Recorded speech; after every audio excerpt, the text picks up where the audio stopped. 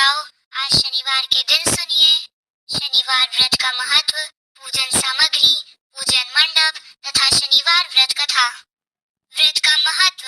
शनिवार का व्रत शनिदेव की दशा दूर करने के लिए किया जाता है।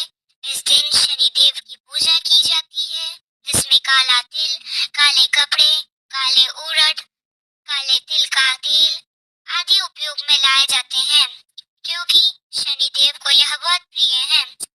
लोहे के बर्तन में तिल और पैसे रखकर दान किए जाते हैं। शनिवार के दिन बहू को उसके पीहर नहीं भेजा जाता है। चना खाते हैं। इस दिन पीपल के पेड़ की पूजा भी की जाती है। तेल, घी, लकड़ी, कोयला, नमक और लोहे की वस्तु खरीदना उचित नहीं माना जाता है। इस दिन शनि स्त्रोत का पाठ करना लाभदायक सिद्ध होता है। पूजन सामग्री को व्यवस्थित रूप से पूजा स्थल पर जमा कर रख ले, जिससे पूजन में अनावश्यक व्यवधान न हो। यदि इनमें से कुछ सामग्री न जुटा सके तो कोई बात नहीं, जितनी सामग्री सहर्ष जुटा सके उसी से भक्ति भावना से पूजा करें, क्योंकि कहा जाता है भगवान भावना से प्रसन्न होते हैं, सामग्री से नहीं। चौकी, रोली, मौली, अक्षत, दीपक, शुद्ध देशी घी, रुई, धूपबत्ती, फूल, अष्टगंध, अगरबत्ती, कपूर, तुलसी दल, जनेऊ, जल का कलश, प्रसाद के लिए धूपबत्ती, फूल, अष्टगंध, अगरबत्ती, कपूर, तुलसी दल, जनेऊ, जल का कलश, प्रसाद के लिए गेहूं के आटे की पंजीरी, फल, दूध, मिठाई, नारियल, पंचामृत, सूखे मेवे, शक्कर, पान में से जो भी हो सवाया ले। पूजन का मंडप। पूजन को शुरू करने से पहले मंडप तैयार कर ले। सबसे पहले पूजा के स्थान को साफ कर ले। अब पूर्व या उत्तर की ओर मुख कर बैठे। पूजा वाले स्थान को साफ करके चौकी स्थापित करनी चाहिए। चौकी पर शुभ चिन्ह स्वास्तिक बनाएं। चौकी पर साफ लाल रंग का कपड़ा बिछाएं। अब भगवान श्री गणेश एवं भगवान विष्णु की तस्वीर रखें। श्री कृष्ण या सत्यनारायण की प्रतिमा की भी स्थापना कर सकते हैं। अब बाईं ओर दीपक रखें। चौकी के सामने पूजन की थाली व जल भरकर कलश रखें। पूजन की थाली में रोली में से एक स्वास्तिक बनाते हैं।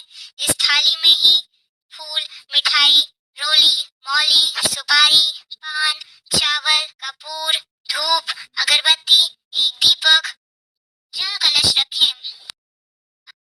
आइए अब हम शनिवार व्रत की कथा सुनते हैं। नर्मदा नदी के किनारे एक गांव में बहुत ही बड़े साहूकार का परिवार निवास करता था। साहूकार की मृत्यु हो चुकी थी। घर में साहूकारनी तथा उसके 2 बेटे और एक बड़ी बहू थी। साहूकारनी का छोटा बेटा मानसिक रोग से ग्रस्त था। उसकी मानसिक स्थिति ठीक नहीं थी। साहूकारनी की बड़ी बहू तारा को विवाह के कई वर्ष बीत गए थे, पर अभी तक उसे संतान नहीं हुई थी। तारा को सदैव यही रहता था कि कहीं उसके पति संतान पाने के लिए दूसरा विवाह न कर लें। यदि उसके पति ने दूसरा विवाह कर लिया तो उसे सौतन का दुख सहना पड़ेगा। उसी डर से तारा ने एक योजना बनाई और उसे अपने घर में काम करने वाली नौकरानी चंदा से अपने देवर चंदन का विवाह कराने के लिए अपनी सास साहूकारनी तथा अपने पति को मना लिया। चंदा स्वभाव से बड़ी ही दयालु तथा कृष्ण जी की भक्त थी। वह बचपन से ही उस साहूकारनी के घर में काम करती थी। उसका अपना कोई नहीं था। अब चंदा का विवाह मानसिक रोगी चंदन से करा दिया गया। कुछ साल बाद चंदा ने एक सुंदर पुत्र को जन्म भी दिया, किंतु चंदा की जेठानी तारा ने चंदा का बच्चा छीन लिया और उसे घर से धक्के मारकर बाहर निकाल दिया और तारा ने अपने पति को भी अपने पक्ष में कर लिया। बेचारा चंदन तो मानसिक रोगी था, वह कर भी क्या सकता था और वह साहूकारनी चाहकर भी कुछ नहीं कर सकी। दरअसल यह तो तारा की चाल थी। उसने तो तो कभी चंदा को अपनी देवरानी मानी ही नहीं। वह तो सिर्फ चंदा से उसका बच्चा लेना चाहती थी ताकि पाल पोस कर वह अपना नाम दे सके। अब देखिए, चंदा के बार बार रोने गिड़गिड़ाने पर भी तारा नहीं मानी और उसे उस गांव से ही निकाल दिया। अब चंदा गांव गांव भटकने लगी। भटकते भटकते वह श्री कृष्ण जी के एक पुराने मंदिर में पहुंच गई। वहीं पर उसने प्रभु से न्याय की गुहार लगाई। वह अपना सर भगवान की चौखट पर पटकने लगी तथा लगातार ओम कृष्णाय नमः मंत्र का जाप भी करती रही। करुण पुराण न्याय के देवता शनिदेव ने सुनी तथा भगवान श्री कृष्ण ने आदेश से तुरंत चंदा के पास उपस्थित हो गए और साधारण मनुष्य का रूप धारण करके उसे अपने पाप को और कष्ट न पहुंचाने के लिए कहा और कहा कि हे बहन, तुम श्री कृष्ण के ऊपर विश्वास रखो और ओम कृष्णाय नमः मंत्र का जाप करती रहो। तुम्हारा अवश्य ही कल्याण होगा।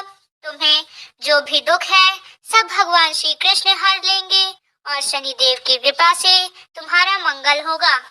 यह सुनकर चंदा भगवान श्री कृष्ण जी की आराधना में लग जाती है। शनिदेव का ध्यान करते हुए ओम कृष्णाय नमः मंत्र का जाप करने लगती है। अब शनिदेव एक साधु का बेस बदलकर साहूकारनी के घर पहुंच गए और अलख निरंजन अलख जगाने लगे।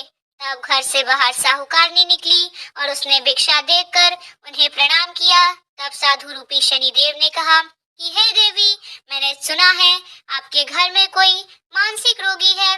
मैंने 7 सालों से हिमालय के जंगलों में भटकते हुए बहुत ही दुर्लभ जड़ी बूटी इकट्ठी की है जो हर प्रकार के रोगों को समाप्त कर देती है।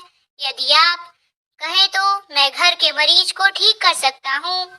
उस साहूकारणी ने कहा, हे महात्मन, अहो भाग्य जो यहाँ आप पधारे। हाँ महाराज जी, मेरा छोटा बेटा ही दिमागी रूप से बीमार है। आप उसे ठीक कर दीजिएगा। आप जो चाहेंगे मैं आपको दे दूंगी। आइए, घर के अंदर आइए। साहूकारनी ने अपने बेटे चंदन को साधु महाराज को दिखाया तो अब चंदन के चले जाने से बहुत ही दुखी था। साधु महाराज ने अपने कमंडल से जल निकालकर उसे अभिमंत्रित करके चंदन को पाने के लिए और पीने के लिए भी दिया। उस जल को पीते ही चंदन बिल्कुल ठीक हो गया और साधु महाराज ने तारा को भी बहुत समझाया कि वह चंदा का बच्चा उसे वापस कर दे और अपनी गलती को स्वीकार कर ले, परंतु वे मानी नहीं। वह तो उल्टे ही साधु महाराज को ही डांटने लगी, यहाँ तक कि चंदन के ठीक होने से उसे ईर्ष्या करने लगी। इस बात से रुष्ट होकर भगवान शनिदेव की दशा तारा को लग गई और वह मानसिक रोगी हो गई। उसका एक हाथ लकवे से ग्रस्त हो गया। साधु महात्मा के बताए अनुसार चंदन अपनी पत्नी चंदा को घर ले आया और अपनी पत्नी, बच्चे और माँ के साथ हंसी खुशी जीवन व्यतीत करने लगा। तारा को शनिदेव ने उसके कर्मों का फल दिया और चंदा ने सिर्फ ओम कृष्णाय नमः मंत्र का जाप करने से ही उस पर कृपा बरसाई और उसका बच्चा, पति, परिवार वापस मिल गया। उसका पति स्वस्थ हो गया। जय जय शनिदेव। अब आइए सुनते हैं शनिदेव जी की दूसरी कथा। एक ब्राह्मण देवता थे। उन्हें सपने में नीली घोड़े पर सवार एक नीले कपड़े पहने व्यक्ति दिखाई दिया, जिसने कहा, हे ब्राह्मण देवता, मैं तेरे लगूंगा। यह सुनकर ब्राह्मण देवता घबराकर उठ बैठे। अगले दिन फिर यही सपना उन्हें दोबारा आया। अब तो लगातार यह सपना ब्राह्मण देवता को रोज रोज दिखाई देने लगा, जिससे वह परेशान हो गए और मारी चिंता के वह दुबले होने लगे।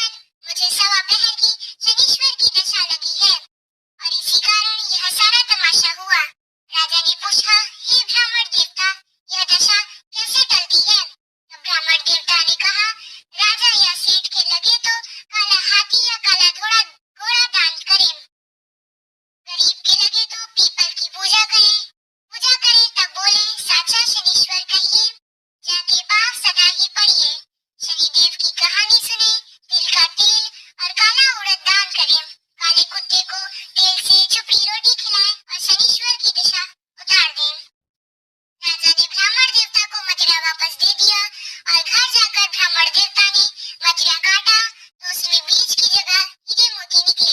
यह देखकर ब्राह्मणी ने पूछा कि यह कहाँ से लाए? आप तो कह रहे थे कि शनि की दशा लगी है।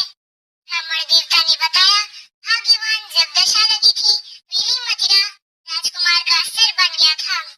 उतरती दशा के शनिदेव जी निहाल कर गए हैं हमें। हे शनिदेव, जैसे ब्राह्मण के शनि की दशा लगी वैसे किसी को न लगे। आप सब पर अपनी कृपा बनाए रखें। सभी प्रेम से बोलिए शनिदेव जी की जय। इसी प्रकार से शनिदेव जी की कथा समाप्त होती है। अगर आपको यह वीडियो पसंद आई हो तो वीडियो को लाइक और चैनल को सब्सक्राइब कीजिएगा और कमेंट में जय शनिदेव जरूर लिखिएगा।